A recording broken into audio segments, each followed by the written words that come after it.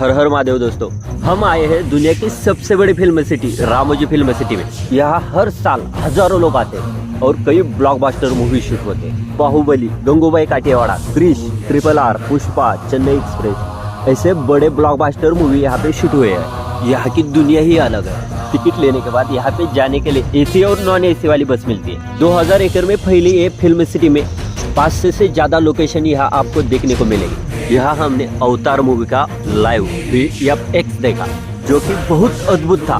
ये film city की central government certified है। हम ये फिल्म सिटी देखने के लिए महाराष्ट्र से आए थे। आप कहाँ से आए थे जरूर बताना।